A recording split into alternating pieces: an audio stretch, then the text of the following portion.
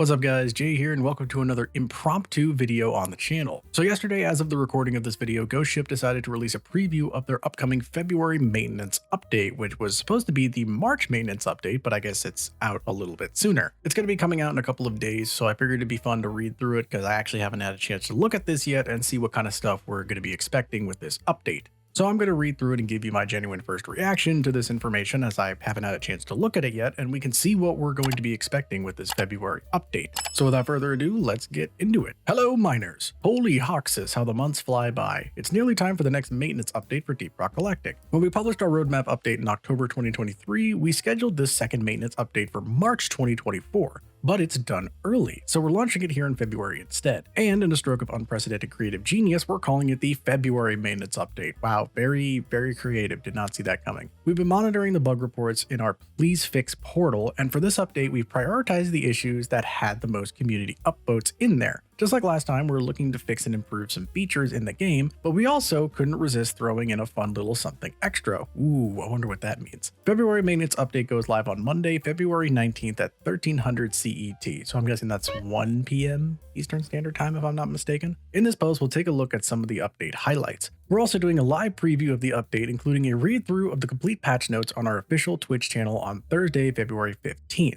The recording will be available after in case you're not able to tune in. We'll also share the full patch notes here on Steam when the update lands on the 19th. Please keep in mind that this is not an exhaustive list of everything that's coming. There will be plenty of smaller tweaks and fixes beyond what we are mentioning here. This is just some of the bigger stuff. So it seems relatively similar to the last update we got in around November, where they're addressing some big issues that people want to see changed, which is good. Definitely a good step in the right direction. Revisiting heavy armor and armor breaking. One big focus for this update is enemy armor properties and the armor breaking mechanic. Don't tell anybody, but this hasn't actually worked quite as we intended since the game launched. Yeah, we realize that. We have known this for a while. I've been saying this for a little while now. I feel like the armor breaking system is a little bit wonky and doesn't seem to make a whole lot of sense because it seems very inconsistent, and it appears that they are actually rectifying this, so let's see what they're doing. This is a fix in two parts. We're making it so that the strength of heavy armor, like on the Praetorians, now scales properly with hazard level. It never used to do this, so the heavy armor on hazard level 2 Praetorians would be just as strong as on hazard level 5 Praetorians, for example. Interesting. Light armor has always scaled properly though, but now the same works for heavy armor, so the beefy boys are getting a bit of beef back. Ugh, that was a hard thing to say. We've taken a look at the armor breaking modifications as it's been inconsistent in some weapons. This most commonly affected projectile weapons like the Deep Core 40mm grenade launcher or the Hurricane guided rocket system, which fires an actual physical object unlike most other weapons in DRG, which are just hit scan. Yes, that is very important to note. Now, when those projectiles strike a piece of armor and deal enough damage to destroy it, they will do so. And they will also deal full damage to the squishy bug meat underneath. This wasn't the case previously, and projectile weapons without the armor breaking mod won't get that same advantage. So that's interesting. So they're actually making it so that way explosive ordnance has more armor breaking capabilities, but also able to do even more so on top of that. TLDR, this will make it so that heavy armor is a little bit more difficult to break on higher hazard levels, but it will also mean that it behaves more consistently across all difficulties and in response to different weapons. Plus, it creates more of an incentive to pick armor breaking modifications on your weapon. So this, I think, already is a really good thing. Armor breaking has always been something that has been sort of a love-hate relationship to a lot of players because, as they have said, it really was never that important to pick armor breaking on other weapons because it just didn't have as much firepower or as much utility as you would think something like armor breaking would have. But now, especially on weapons like the grenade launcher and the Hurricane, because they're actually explosive ordnance, it actually makes a lot more sense, and you will be much more likely to pick those modifications when going into those heavy difficulty missions. So that's going to be very interesting. No more teleporting dreadnoughts. Another thing we've seen quite often on our Please Fix portal is the issue with teleporting dreadnoughts. Please, thank goodness they're actually addressing this issue.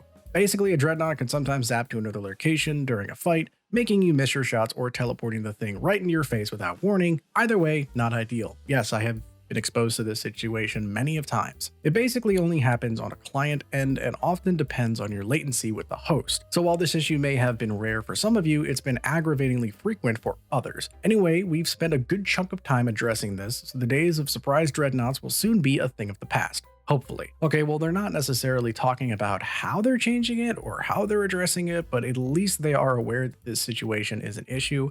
I have had numerous accounts of dreadnoughts just basically disappearing or zipping to somebody else who's very far away, or as they have said, the opposite, where I'm just all of a sudden having a dreadnought in my face when I really don't want to. So it's good that they're addressing this, and I did kind of wish that they'd go into a little bit more detail as to how they are addressing it, but at least they are aware of this issue, so that's another good thing. Improving how the weapon maintenance terminal tracks XP progress. When we added the weapon maintenance system in November, the XP tracker would only reset to the next unlock level once you went in and claimed this weapon skin as you earned it. Some miners pointed out that this creates some possibilities to waste or miss out on earned XP that should otherwise have counted towards further progress. Fair point, we're fixing it. Okay, I guess that does make a whole lot of sense. I never really noticed that myself, but I suppose it does definitely make sense. If about halfway through a mission, you got enough experience to unlock the next weapon maintenance, then I guess the rest of that mission, you're essentially not gaining any experience. So that does make sense. We're making it so that the weapon maintenance systems will count XP to the maximum of what it would take to claim all paint jobs for a weapon. This means that in theory, you'll now be able to unlock every single paint job on every single weapon without even checking the terminal, then go in and claim them all in one go. If you earned enough XP for that, that is, of course. A note here, the terminal will only track XP up to what is needed to unlock all existing paint jobs. So if you unlock everything, you can't bank all the XP you earn after that. When Season 5 arrives and the new weapon maintenance paint jobs come with it, you will need to start to earn those like usual. Okay, so this is basically just fixing a XP system that I didn't really notice too much, but I guess it does kind of make a whole lot of sense. I don't think there would have been too much of a big issue with them letting you bank the experience because you're still going to be playing regardless. So I don't necessarily think that it would have been too big of a deal to allow people to bank experience for that to happen. But then again, I guess that would kind of defeat the whole purpose of the weapon maintenance system in the first place. So overall, a relatively good fix. I see no issues with this.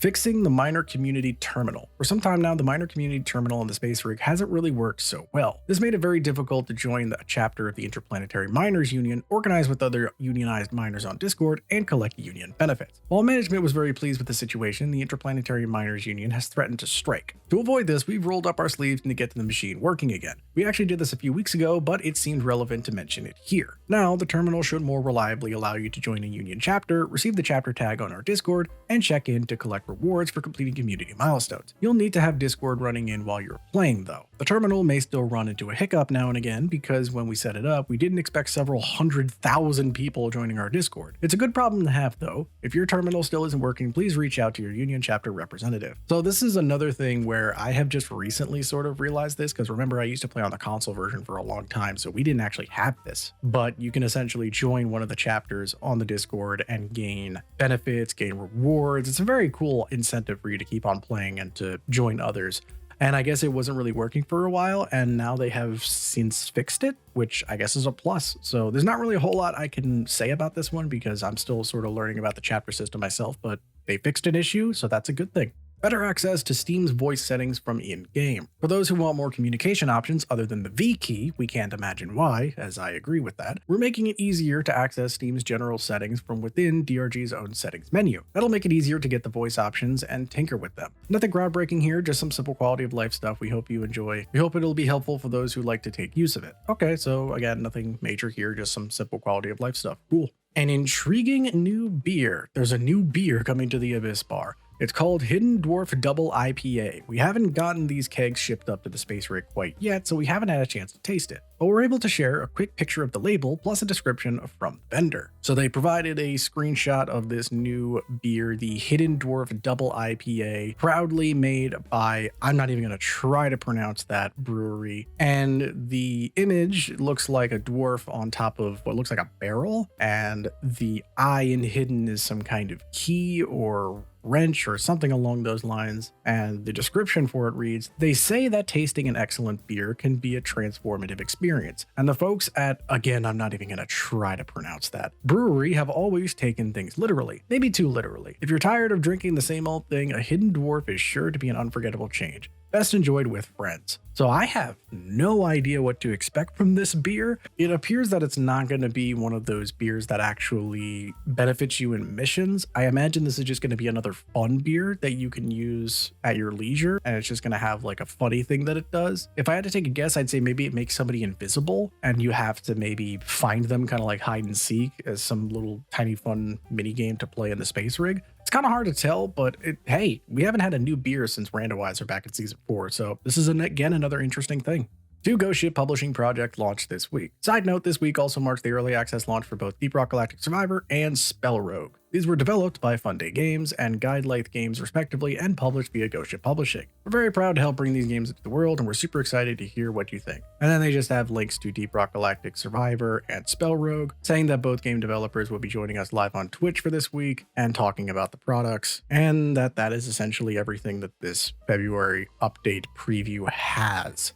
So just to give a couple of closing thoughts on my first reactions to this particular maintenance update preview, I think it's definitely not as big as the one we got back in November, and I think that there is still a lot of good stuff coming from this, but it's definitely not as big of a update, at least in my personal opinion. I do think the changing to the heavy armor is going to be very nice and help change up gameplay a lot, and it will definitely help to bring more weapons and strategies into the meta that were not previously before. It's kind of hard to say exactly how much it's going to shift things, but it is still very exciting to see that these new weapon fixes are going to help push loadouts and builds into a bit of a different direction. And I'm very excited to see the kinds of stuff that comes from that. The Dreadnought fixes are very nice. It's been a problem for a lot of people for a while, so I'm really glad that they're actually taking notice of that and fixing it. And hopefully this is going to make elimination missions less of a headache than they already are. As for the weapon maintenance system, I didn't really notice that bug myself or that issue with the experience myself, but I'm sure nobody's going to complain about that, and I'm sure it's just nothing but upgrades for them. And I'm excited for people who do not have all of the paint jobs, myself included. There's still a lot more that I need to get, as well as the Discord community stuff.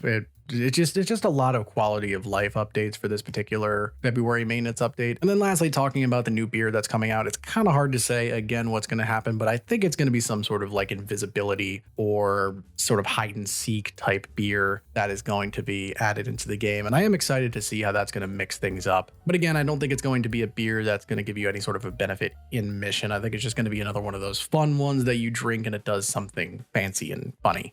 Well, there you guys go. I just wanted to give you my first impressions on this February update preview and what I think is going to happen. I think good things are going to happen out of it. I don't think as much is going to happen as compared to last maintenance update, but I can definitely see that the game is getting pushed into a good direction and that the devs are very aware of certain issues that people have had, both long-term and short-term, and it is good that they are acknowledging them and saying that they are going to fix them and fixing some ones that we have already seen. I think a lot of this is going to culminate to a very big launch of Season 5 when it does eventually come out, and I look forward to seeing what sort of big changes they're going to put out with that, and I will try to keep you guys updated as best I can. But anyway, I hope you guys found this video helpful and informative. If you did, please be sure to like, comment, and subscribe because it tells me what types of videos you guys want to see. Also, be sure to check out our Discord. I'll have a link to it in the description as it is finally up and we already have a good amount of people in there. Thank you guys for watching and I will see you in the next video.